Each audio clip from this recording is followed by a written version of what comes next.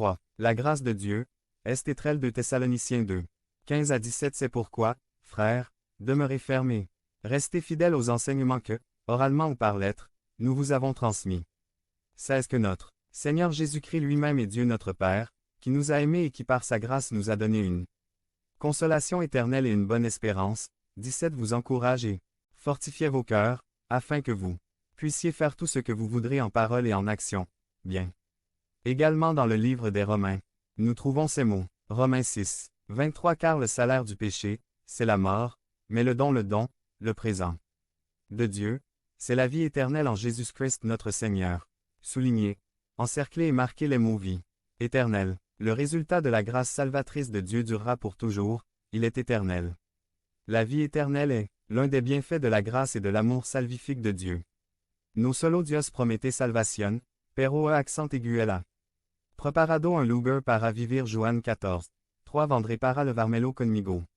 Así usted estarán donde yo. Este 381, la gracia salvadora nous da la oportunidad de vivir éternellement con el Padre y con le Fils.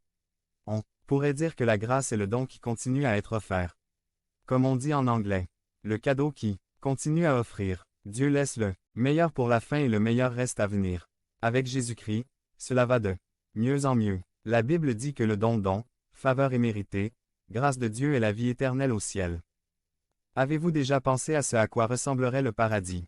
La Bible nous dit qu'entre autres choses, le ciel sera un lieu de rencontre. Nous nous réunirons avec d'autres êtres chers qui ont accepté la grâce salvatrice de Dieu. 2. Un lieu de récompense. Nous serons récompensés pour rester fidèles à Dieu et à sa cause. 3. Un lieu de joie. Ce sera un endroit où il n'y aura plus de chagrin, il n'y aura plus de tristesse, il n'y aura plus de pleurs, plus de souffrance.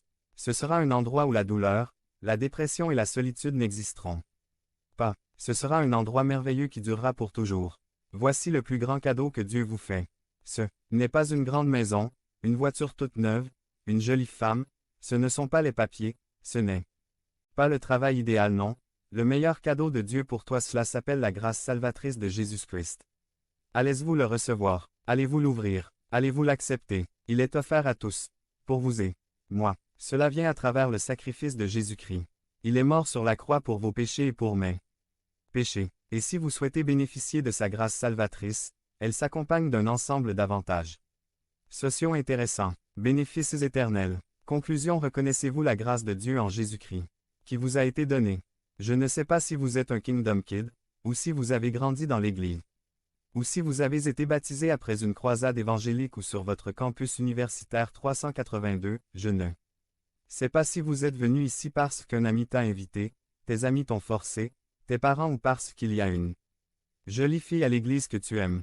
Je ne connais pas vos intentions, et vous ne connaissez pas non plus votre cœur. Tout ce que je sais, c'est que nous devons reconnaître que nous sommes le chef des pécheurs.